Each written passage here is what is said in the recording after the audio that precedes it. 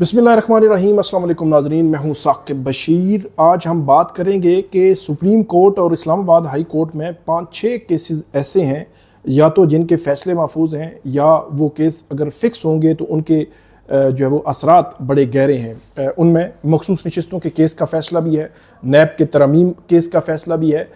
इसके अलावा Islamabad high court में भी अहम केसेस हैं। इमरान खान के मिलिट्री हिरासत में देने से रोकने के केस का फ़ैसला भी है। ये कब जो केस जो है वो समाअत के लिए मुकर्रर होने का मामला है, तो ये केस कब जो है वो समाअत के लिए मुकर्रर हो सकते हैं, फ़ैसले कब आ सकते हैं और इनके असरात मजमूई तौर पर क्या है। और आज जो है वो सिंध हाई कोर्ट में क्या हो सकता है जस्टिस तारिक महमूद जहांगीरी के मामले में मुतवक्को तौर पर, और अडियाला जेल में बुशरा बीबी की बरियत की दरख्वास्त है, तो उस बरियत की दरख्वास्त में मुतवक्को तौर पर क्या फ़ैसला आ सकता है 190 मिलियन पाउंड केस में। इस पे तफसील के साथ जो है वो बात करेंगे। आप हमारे साथ रहिएगा, हमारा यूट्यूब चैनल सब्सक्राइब कर लें, बेल आइकन का बटन प्रेस कर लें ताकि जब भी हम कोई वीडियो अपलोड करें तो फ़ौरन उसका लिंक आपको मिल जाया करे। हम शुरू करते हैं सुप्रीम कोर्ट से। सुप्रीम कोर्ट में सबसे अहम केस जो इस वक्त जिसका फ़ैसला आना है, अगरचे उस पर बात कम हो रही है, मखसूस नशिस्तों वाले केस पे ज़्यादा बात हो रही है कि मखसूस नशिस्तों के केस का तफसीली फ़ैसला नहीं आया, लेकिन नैब के तरामीम केस में जो अपील है उस पर फैसला 5 जून को महफूज हुआ था। इससे मुतल्लिक गुज़श्ता रोज़ इमरान खान साहब ने भी बात की थी और जो PTI है इस हवाले से वो बात कर रही है कि इमरान खान साहब का 190 मिलियन पाउंड केस और जो तोशाखाना 2 केस है, क्योंकि इसका फ़ैसला जिस दिन आएगा तो उसके असरात इन दोनों केसेस पे होंगे, तो इसलिए उनकी जानिब से भी ये बात की जा रही है कि ये फ़ैसला जल्दी आना चाहिए। अब 5 जून को ये फैसला महफूज हुआ था। चीफ जस्टिस काजी फाइज ईसा की सरबराही में ये बेंच था। 5 जून, 5 जुलाई, 5 अगस्त और अब आज जो है वो 5 सितंबर जो है वो हो चुका है, लेकिन अभी तक वो फैसला नहीं आ सका। 3 माह हो चुके हैं, ये फैसला नहीं आया। इससे कबल चीफ जस्टिस काजी फाइज ईसा उनकी जानिब से उनका एक बेंच था जिस बेंच में जस्टिस अतर मिनल्ला भी शामिल थे, तो उस बेंच ने ये फैसला दिया था। एक टैक्स मैटर था, जिस टैक्स मैटर में जस्टिस अतर मिनल्ला जो है उनका बाकायदा नाम लिखा गया। हालांकि जजमेंट्स में उनका नाम नहीं लिखा जाता ब्रदर जजेस का, लेकिन बाकायदा नाम लिखा गया और ये कहा गया कि जो जजमेंट है वो फैसला महफूज होने के बाद जजमेंट जल्दी जो है वो दे देनी चाहिए, ज़्यादा देर तक उसको महफूज नहीं रखना चाहिए, ये कहा गया था। क्योंकि उसमें ये लिखा गया कि जस्टिस अतर मिनल्ला जो है उनको भेजा गया तो उन्होंने 4 माह जो है वो रखे, या 4 माह के बाद जो है वो उस फैसला जो है वो दिया गया।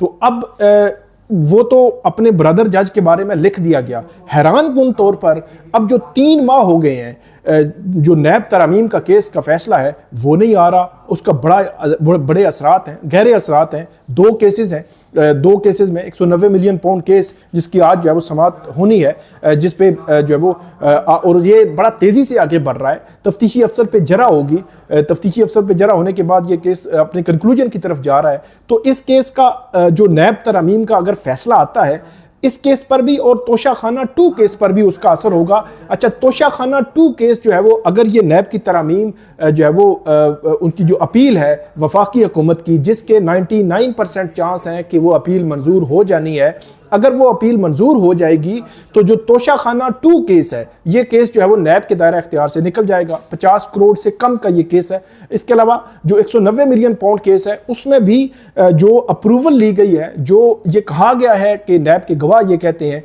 कि उसमें ये कहा गया कि जो इमरान खान के इसरार पर उन्होंने मंजूरी दी थी, वो 190 मिलियन पाउंड के हवाले से जो पैसा वापस आना था, जो एक सील्ड इन्वेलप था, बंद लिफाफा था, जिसकी मंजूरी उस वक्त की फेडरल कैबिनेट ने दी थी, तो उसका जो नैब की तरामीम अगर बहाल हो जाती हैं, अगर वफाकी हुकूमत की अपील मंजूर हो जाती है, तो वो जो कैबिनेट का डिसीजन है वो प्रोटेक्टेड है उसमें। तो इस तरह 190 मिलियन पाउंड केस पर भी असर पड़ सकता है। तो ये दोनों केसेस बड़े जुड़े हुए हैं नैब के तरामीम केस के उस फैसले से। अब एक डिबेट है कि एक तरफ जो मखसूस नशिस्तों का केस है, एक तरफ के लोग जो है कह रहे हैं कि 12 जुलाई को 8 जजेस ने 13 जजेस ने फैसला दिया था, तो 8 जजेस ने जो मेजॉरिटी फैसला था, जो अक्सरियती फैसला था, उस पर उन्होंने मुख्तसर हुक्मनामा तो 12 जुलाई को जारी कर दिया और उसमें यह कह दिया कि PTI को सारी मखसूस नशिस्तें दे दें जो उनकी बनती हैं।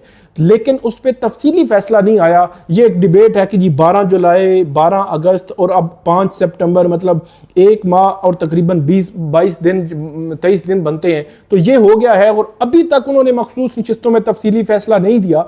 तो दूसरी तरफ की डिबेट ये है कि नैब के तरमीम केस में 3 माह से फैसला नहीं आया। अच्छा, बुनियादी जो पॉइंट है कि 12 जुलाई को कम से कम मुख्तसर फैसला तो दे दिया था, पता है कि फैसला है क्या, तफसीली फैसला आने में टाइम लग रहा है, लेकिन नैब तरमीम के केस में तो मुख्तसर फैसला भी नहीं दिया गया, हालांकि सेम डे भी वो फैसला किया जा सकता था। तो ये एक बड़ी अजीबोगरीब किस्म की डिबेट है और इसमें पीटीआई ये समझती है कि नैब के तरमीम केस में उसको जब फायदा होगा। अब मखसूस नशिस्तों के केस का जो तफसीली फैसला है, जब हम ये बात कर रहे हैं 5 सितंबर है, ठीक 4 रोज के बाद, चौथा जो रोज होगा 9 सितंबर को मंडे का दिन होगा और सुप्रीम कोर्ट में छुट्टियां तातीलात के बाद वो पहला वर्किंग डे होगा और सुप्रीम कोर्ट में अदालती जो साल होता है वो पहला दिन वहां पे फुल कोर्ट भी होगी और उसके बाद ये तमाम जजेस जो है वो अपने अपने बेंचेस में समाते शुरू कर देंगे। अगरचे जस्टिस मंसूर अली शाह वो 12 सितंबर को अमेरिका से वापस आएंगे और उसके बाद ये जब छुट्टियां खत्म होनी है तो उसके बाद पहले हफ्ते में या पहले 10 दिनों में जो मखसूस नशिस्तों का तफसीली फैसला है उसके आने के इम्कानात मौजूद हैं। जब वो फैसला आएगा उसके बाद मुस्लिम लीग नून की, पीपल्स पार्टी की और इलेक्शन कमीशन की जो नजरसानी की दरखास्तें हैं वो फिर फिक्स होंगी। वो फिक्स होने के बाद फिर जो है वो इसी 13 मेंबर बेंच के सामने लगेंगी। ऐसा नहीं है कि उस बेंच में जो बाद में जजेस आए हैं, मलक शहजाद अहमद खान है, जस्टिस बिलाल हैं या शायद बिलाल हैं या जो है वो जस्टिस अकील अब्बासी हैं सिंध हाई कोर्ट के, वो जो जजेस आए हैं वो उसमें शामिल नहीं होंगे। 13 जजेस ही नजरसानी सुनेंगे और नजरसानी का स्कोप मैं आपको बता चुका हूं, बहुत लिमिटेड स्कोप होता है, बहुत माइनर स्कोप होता है। 97% जो नजरसानी की दरखास्तें हैं वो जो है वो मंजूर नहीं होती, 1-2% जो है वो मंजूर होती हैं, तो इसलिए बहुत लिमिटेड स्कोप है उसमें। लेकिन नजरसानी की दरखास्तें और नजरसानी के केसेस इस माह के आखिर तक जो है वो या नेक्स्ट मंथ के पहले हफ्ते तक जो है वो फिक्स होने के इम्कानात हैं। उससे पहले तफसीली फैसला जो है वो उम्मीद है आ जाएगा, जिससे मंसूर अली शाह 12 सितंबर को वापस आएंगे। तो ये नैब तरमीम का केस और मखसूस नशिस्तों का केस आपस में जो है वो आपस में जुड़े हुए तो नहीं है, लेकिन इसके असरात दोनों के बड़े गहरे हैं मुख्तलिफ केसेस पे। इसी तरह सुप्रीम कोर्ट में जो मिलिट्री कोर्ट्स का केस है वो केस भी लटका हुआ है। उसमें एक क्वेश्चन ऑफ लॉ डिसाइड होना है कि जो सिविलियंस के ट्रायल्स हैं वो मिलिट्री कोर्ट्स में हो सकते हैं या नहीं हो सकते। वो मामला पिछले साल अक्टूबर से लटका हुआ है। दिसंबर 2023 में सुप्रीम कोर्ट ने स्टे दिया था और मिलिट्री कोर्ट्स को इजाजत दी थी कि आप ट्रायल्स कंक्लूड कर लें, फैसला आपने नहीं देना। लेकिन अब जो है वो सितंबर हो चुका है, मतलब 9 माह हो चुके हैं। एक क्वेश्चन ऑफ लॉ है जो 9 माह से भी ज्यादा अरसा हो गया है। अक्टूबर 2023 में फैसला आया था, अक्टूबर, नवंबर और दिसंबर और सितंबर आ गया, सितंबर और अक्टूबर, तो 11 माह ओवरऑल हो गए हैं। तो एक क्वेश्चन ऑफ लॉ है जिसमें जो कि सिविलियंस के ट्रायल मिलिट्री कोर्ट्स में हो सकते हैं या नहीं हो सकते, सुप्रीम कोर्ट इसको डिसाइड नहीं कर पा रही। और 84 खानदान, 84 लोग जो मिलिट्री की कस्टडी में हैं, वो 84 खानदान है, उनका जो है वो अभी तक उनको ये नहीं पता चल रहा कि उनके केसेस सिविलियंस की कोर्ट्स में चलने हैं या मिलिट्री कोर्ट में चलने हैं, या उनका फेट क्या होगा। उनके जो बच्चे हैं या बड़े हैं जो मिलिट्री की कस्टडी में हैं, वो किस जेल में जाएंगे, कितनी सजा होगी, कब रिहा होंगे, कोई उम्मीद की किरण होती है वो भी नहीं लग रही, क्योंकि सुप्रीम कोर्ट इस क्वेश्चन ऑफ लॉ को डिसाइड नहीं कर पा रही। और इस क्वेश्चन ऑफ लॉ को डिसाइड ना करने की वजह से जो लोग मई 2023 में गिरफ्तार हुए थे उनमें से 84 लोग अभी भी क्योंकि मिलिट्री की कस्टडी में है, तो वो 1 साल और 4 माह मतलब 16 माह वो अपनी सजा काट चुके हैं। अब उनको सजा उससे ज्यादा होगी, तो 16 माह ऑलरेडी वो काट चुके हैं। अब देखना यह है कि ये मिलिट्री वाला केस, मिलिट्री कोर्ट्स वाला केस सुप्रीम कोर्ट छुट्टियों के बाद कब जो है वो फिक्स करती है। मिसिंग पर्संस का केस फिक्स नहीं हो रहा। अरशद शरीफ का जो एक बड़ा जालमाना और बेईमाना कत्ल हुआ था वो केस सुप्रीम कोर्ट में फिक्स नहीं हो रहा। तो ये बड़े ही अहम नौयत के केसेस हैं, जिन केसेस को सुप्रीम कोर्ट को मैं ये समझता हूं कि छुट्टियों के फौरन बाद मिलिट्री कोर्ट्स का केस लगाएं और डे टू डे उस पर हेयरिंग करें, इस क्वेश्चन ऑफ लॉ को डिसाइड करें, ताकि वो जो लोग 84 खानदान, 84 लोग जो इसको इंतजार में हैं, उनका इंतजार खत्म हो। मैं ये समझता हूं कि सुप्रीम कोर्ट पर ये कर्ज है कि जल्द अज जल्द इस केस को जो है निपटाना चाहिए। मिसिंग पर्सनस के केस में भी सुप्रीम कोर्ट को ये केस एक दफ़ा ही लगा है, एक या दो दफ़ा चीफ जस्टिस काजी फाइजा के दौर में इसको उसकी केस को फिक्स होना चाहिए। अक्टूबर 2022 में वाक़या हुआ अरशद शरीफ का कीनिया में उनको कत्ल किया गया, आज तक वो मामला किसी कंक्लूजन पर नहीं पहुंच सका। हाई कोर्ट को आकर हुकूमत कहती है कि ये मामला सुप्रीम कोर्ट में पेंडिंग है, सुप्रीम कोर्ट कुछ करती नहीं है। जून 2023 में आखिरी समाअत हुई थी, उसके बाद ये मामला जो है वो जस्टिस मंसूर अली शाह का बेंच बना, बेंच टूट गया, नया बेंच अब बना हुआ है जस्टिस जमाल खान मंदोखेल की सरबराही में। अब वो बेंच कब समाअत करेगा? मतलब जून 2023 से लेकर आज तक अरशद शरीफ के केस की समाअत नहीं हो सकी। और इस्लामाबाद हाई कोर्ट में भी फैसला महफूज है कि कमीशन बनाना है या नहीं बनाना। हालांकि इस्लामाबाद हाई कोर्ट को मैं ये समझता हूं कि ये कमीशन के लिए ऑर्डर करना चाहिए, कमीशन बनना चाहिए। क्यों ये मामला हुआ, क्यों अरशद शरीफ को किन हालात में जो है वो ये मुल्क छोड़ना पड़ा, ये सारी चीज़ें जो है वो सुप्रीम कोर्ट के कंधों पर भारी जो है वो बोझ है। सिर्फ मखसूस नशिस्तों ही नहीं, और भी बहुत सारे केसेस हैं जो सुप्रीम कोर्ट को जो है देखने चाहिए। 60,000 जो है वो से जायद पेंडेंसी हो गई है सुप्रीम कोर्ट की। बहरहाल ये इंपॉर्टेंट नोयत के केसेस हैं जो लटके हुए हैं, जिनको फिक्स नहीं हो रहे या इनके फैसले अभी आने हैं। तमाम चीज़ें जो है वो मेरा ख्याल है सुप्रीम कोर्ट को अपने वर्किंग का जो स्टेमिना है उसको मजीद जो है वो बढ़ाना चाहिए। इस्लामाबाद हाई कोर्ट की बात करते हैं। इस्लामाबाद हाई कोर्ट में एक तो जो ट्राइब्यूनल्स का केस है कि जस्टिस तारिक महमूद जहांगीरी का ट्राइब्यूनल्स कायम रहना है या नहीं रहना, इलेक्शन कमीशन का फैसला कायम रहेगा या नहीं रहेगा, इस पर फैसला होना है कि इस्लामाबाद हाई कोर्ट में तीनों पीटीआई के उम्मीदवारों ने जो इलेक्शन कमीशन का 10 जून का फैसला था कि इसका जस्टिस जहांगीरी का ट्रिब्यूनल खत्म करके उन्होंने एक रिटायर्ड जज को शकूर प्राचा को जो है वो ट्रिब्यूनल बना दिया था, उसको चैलेंज किया गया है। अब इस्लामाबाद हाई कोर्ट ये डिसाइड करेगी कि वो दरखास्तें अगर मंजूर होती हैं तो जस्टिस जहांगीरी का ट्रिब्यूनल जो है वो कायम हो जाएगा, अगर मंजूर नहीं होती तो फिर जो है वो ही इलेक्शन कमीशन का फैसला फील्ड में आ जाएगा और रिटायर्ड जज ही उसको ट्रिब्यूनल को आगे बढ़ाएंगे। तीनों नशिस्तें इस्लामाबाद की, उनके हवाले से ट्रिब्यूनल का केस बहुत ही इंपॉर्टेंट है, बहुत अहमियत का हामिल है। इसके अलावा जस्टिस तारिक महमूद जहांगीरी जो है उनको काम से रोकने के हवाले से भी इस्लामाबाद हाई कोर्ट ने मेंटेनेबिलिटी पर दरखास्त थी मियां दाऊद की, उनको चीफ जस्टिस आमिर फारूक ने फैसला जो है उस पर महफूज कर रखा है। वो फैसला भी अभी आना है,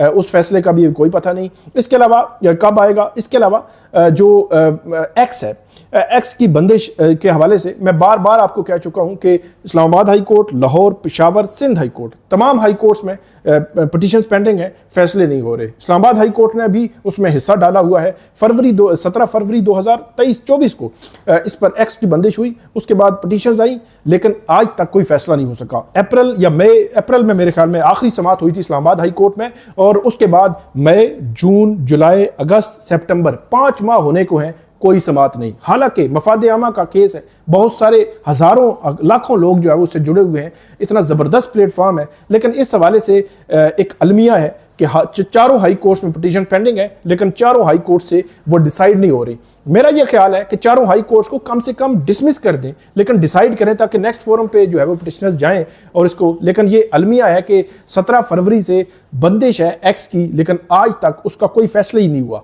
जो पिटिशन जो है वो इस हवाले से।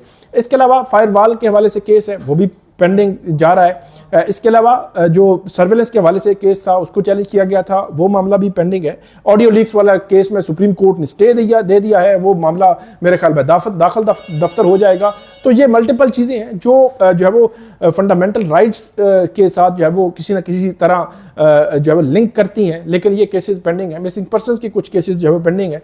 तो ये इस्लामाबाद हाई कोर्ट और लाहौर जो सुप्रीम कोर्ट में पेंडेंसी है, केसेस के फैसले आने हैं, केसेस पेंडिंग पड़े हुए हैं, ये उनकी मजमूई सूरत हाल है। अब आते हैं इस्लामाबाद हाई कोर्ट में जस्टिस तारिक महमूद जहांगीरी के मामले में आज जो है वो अहम पेशरफ्त होने का इम्कान मौजूद है कि वहाँ पे जो है वो सिंध हाई कोर्ट में कोई पिटीशन फाइल हो सकती है इस हवाले से, और उसमें फिर पता चलेगा कि सिंध हाई कोर्ट क्या करती है। क्योंकि मैंने गुज़श्ता वीडियो में भी आपको बताया था कि सिंडिकेट की जो कमेटी है उसकी जो कार्रवाई है जो मनसूख करने की, उस सिंडिकेट की कमेटी की उसमें तस्लीम शुदा है कि वन साइडेड कार्रवाई हुई है, कोई नोटिस नहीं, कोई बुलावा नहीं, कोई एसओपीज़ की खिलाफ वर्जी मर्जी है। ये कैसे हो सकता है कि फेयर ट्रायल, मतलब आप एक बंदे की 40 साल पुरानी एक डिग्री को निकाल रहे हैं और उस पर इतना बड़ा धब्बा निकाल रहे हैं, वो एक हाई कोर्ट का जज है, और आप वन साइडेड बैठ के वन साइडेड ही सारे फैसले करके और वन साइडेड ही मंजूरियां दी जा रहे हैं। ये बहुत बड़ा ग्राउंड है इस मामले को देखने के लिए। लेकिन देखना यह है कि एक तो सिंध हाई कोर्ट में मामला जाता है तो वो वहां क्या होगा, और जस्टिस तारिक महमूद जहांगीरी इस पे क्या फिर आगे डिफेंस लेते हैं, दिफा लेते हैं। बुशरा बीबी के हवाले से आखिरी जो खबर है कि आज फैसला होगा कि उनकी बरियत 190 बिलियन पाउंड केस में होनी है या नहीं होनी।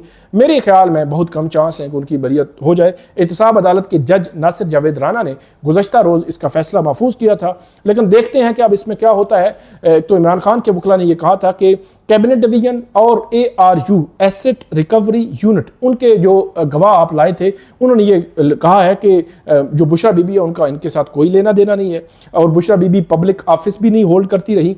इसके अलावा इमरान खान जो मीटिंग, फेडरल कैबिनेट की जो मीटिंग्स का हवाला दिया जा रहा है, उन मीटिंग्स में भी बुशरा बीबी की उनकी जो जितनी डिसीजंस थे, जितने फैसले थे, जितने अहकामात थे, उनके साथ भी बुशरा बीबी का कोई लेना देना नहीं है। तो इसलिए बुशरा बीबी को इस केस से बरी किया जाए, ये तो इमरान खान और बुशरा बीबी के वकला का मौक़िफ़ है। लेकिन दूसरी तरफ नैब का ये मौक़िफ़ है कि बुशरा बीबी जो है वो उनके हवाले से वो कहते हैं कि एक तो उन्होंने कहा है कि इस स्टेज पर बरियत की दरख्वास्त जो है वो मेंटेनेबल ही नहीं है, क्योंकि अगर अदालत एक पर फैसला देगी तो फिर दूसरा आ जाएगा, और अभी कंक्लूड हो रहा है ट्रायल, तो इस स्टेज पर जो है वो मेंटेनेबल नहीं है। देखना यह है कि अदालत फैसला क्या करती है। तो मेरे ख्याल में कम चांस है कि बुशरा बीबी की बरियत जो है वो हो सके। तो जो भी अपडेट मजीद होगी आइंदा वीडियो में आपके सामने रखेंगे। आप हमें जो है वो फीडबैक दीजिएगा, कमेंट कीजिएगा। बहुत शुक्रिया।